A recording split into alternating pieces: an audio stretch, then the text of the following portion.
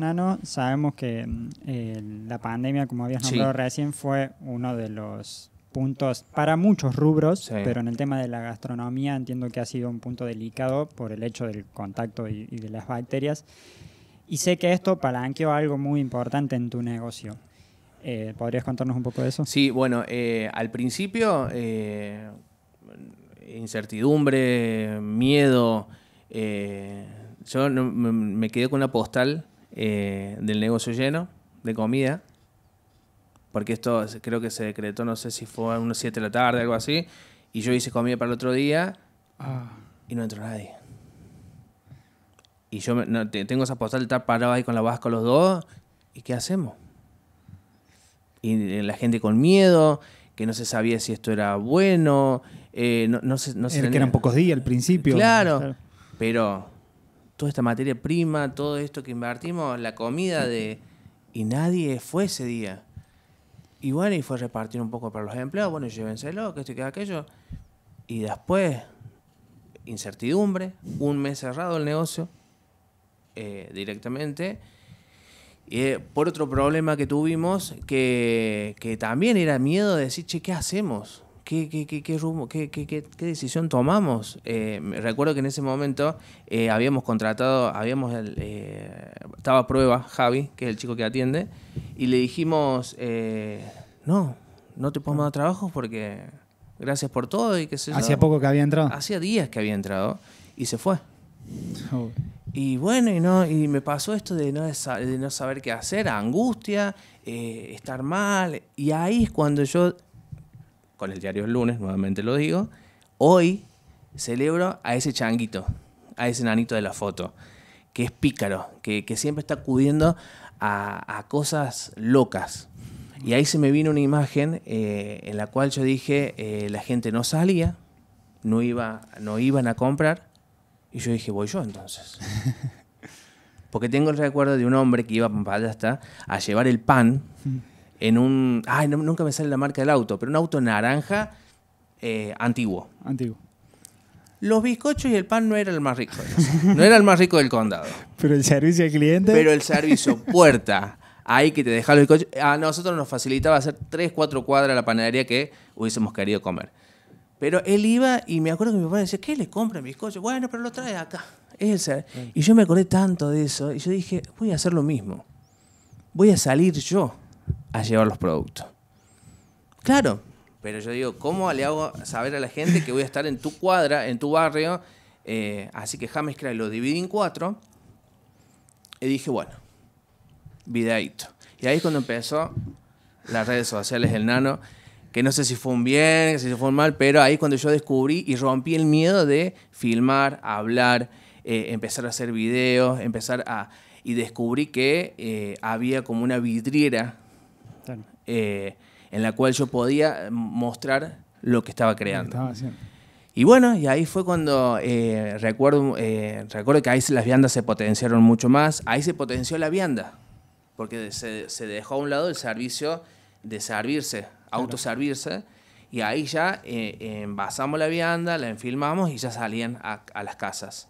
Pero me daba mucha gracia porque yo salía a la tarde a llevar las viandas y era decir, che, bueno, gente, ahora voy a estar en un ratito, y a todo esto sacando una bandeja de aire, ¿no? Miren lo que acaba de salir, esto va en un ratito, si vos querés, voy a estar en el barrio tanto, en la calle tanto. Yo llegaba, tocaba bocina y a todo esto era un astronauta, porque tenía era una cosa de plástico, una máscara, barbijo, pinza, alcohol, todo eso, y la gente salía y medio como que... Déjala ahí. Era la peste yo, era la peste. A toda esta la gente, sí, dame 2 medialunas, sí, churro. Y viste que la gente en pandemia comía. Sí. Comía, y ahí cuando yo dije, si quieren comer, listo. Ahí es cuando yo empecé a elaborar panadería, pastelería, todo. Y era salir y hacer 4 viajes. Llegó un momento en que empezamos a vender bien y no dábamos abasto con la vasca y las chicas que teníamos en ese momento. Y ahí cuando dije, che, Javi, volvé. Claro. Volvé porque te necesito. Nos alcanzan las manos. Te necesito. Y entonces ahí cuando recuperamos a Javi, que hoy tiene una tarea fundamental, que es la atención, que ahí también aprendí a correrme un poco de la atención para no estar tanto tiempo y poderme dedicar a otras cosas. Y bueno, y ahí es cuando uno sale y vendía y la gente le gustaba, y ahí creo que el negocio tomó mucho más fuerza de la que tiene hoy. Creo que de ahí sacó un poco la identidad el negocio, porque llevábamos, la gente nos pedía, pero después se abrió todo y la gente volvió a salir. Cuando volvió al negocio, yo no estaba preparado para eso, porque el negocio era así. Y yo había ganado mucho más público.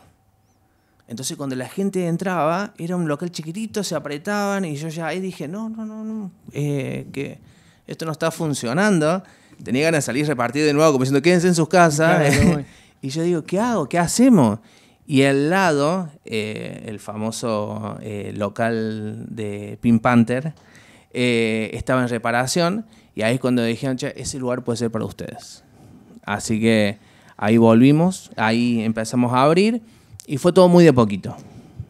Qué loco, permíteme hacer el análisis de lo que yo veo del trayecto, que como situaciones, no sé si malas o algo que no te gusta, te termina palanqueando siempre algo de mucho progreso en el negocio y en tu vida personal. Sí. O sea, la pandemia, las redes, de que la gente te iba y te decía la vasquita en vez de Mr. Jack, y se cambió el nombre, tomó mucho más relevancia. O sea, que compartir esta filosofía de que siempre donde hay algo malo, está la posibilidad de mucho beneficio para uno, ¿no? Pero yo ahora...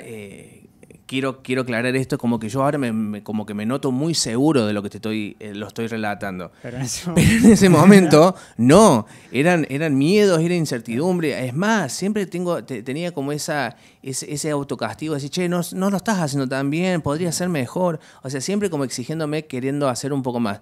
Y ahora estoy hablando en mí, pero siempre con un equipo a la par con la vasca ahí diciendo, che, ¿cómo hacemos? Y está la suerte que si hay alguien que está trabajando con su pareja, valoren mucho que a lo mejor el otro dice, che, no, me bajas todas las ideas. No, está bueno eso. No. Está bueno que el otro te diga que no para que exista el debate. Y en el debate ese, obviamente, van a surgir muchas más cosas. Y si no llegan a un acuerdo es porque no tiene que ser. Porque hay algo que no está en el engranaje natural por el cual se tiene que dar. No, hablaste algo recién acerca de las redes, de la exposición, del video. Sé que fuiste pionero acá en James Cry. ¿Sentís que al exponerte de esa manera en redes sociales te dio ese que decís, che, tenía el negocio acá, ahora me conocen más allá de que saliste vos presencial, pero exponerte vos como en redes sociales te dio ese empujón para que te conozcan más? Sí, lo que pasa es que la gente tenía ahí como en la mano el catálogo de mis productos, vamos a decir.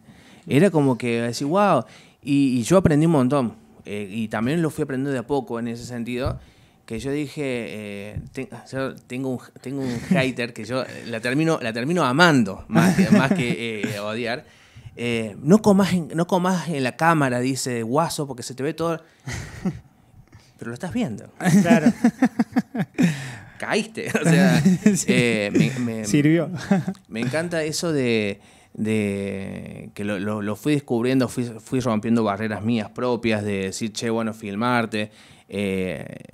También al principio no te decía una S, creo que ahora tampoco he dicho muchas S, pero mal hablado o no ser del todo correcto, porque viste que uno quiere ser ya como influencer, ya correcto, y no. Que hoy celebro mucho que la naturalidad suceda. Es que creo que gran parte de tu éxito, si lo queremos llamar de una forma, en las redes, y lo que permitió la pandemia también, fue eso, ser vos. Che, si bien había una necesidad y no te quedaba otra. No, y me pasó que yo también aprendí a decir, che, no, soy esto, y porque sé que si me haces hablar 5 segundos más, ya me caigo, me derrumbo y voy a ser el nano que encontrás todos los días. Aparte sería muy hipócrita hablar de una forma y después encontrar en vivo y en directo a otro tipo de persona que nada que ver.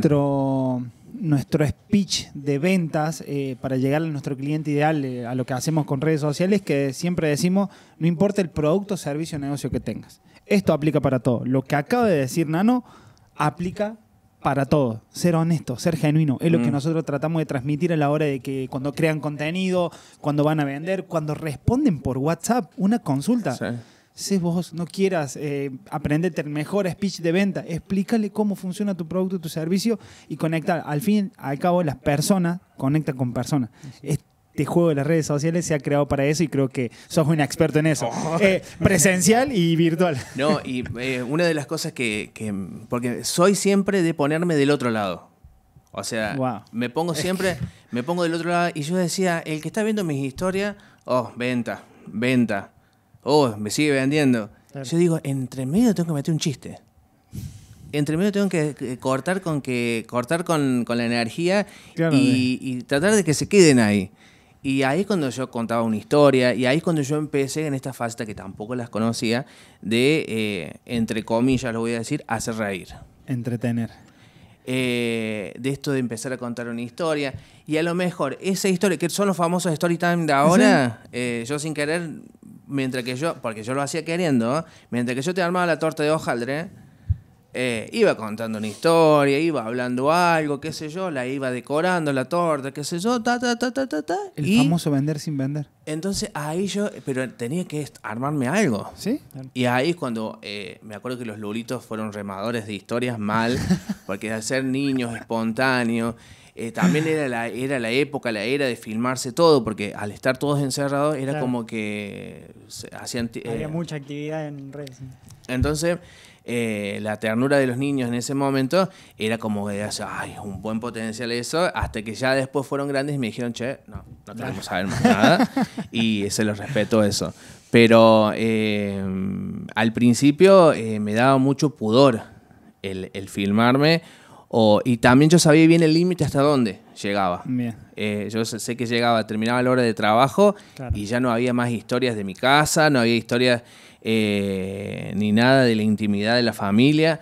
Eso lo respeté siempre. Por una cuestión mía. Te apalancaste de herramientas que están creadas y que es lo que enseñamos nosotros. Que te pones a producir y vendes de una manera... Nosotros tratamos de esto, de entretener, educar, emocionar, y la venta que vaya en otro lado, pero vender sin vender.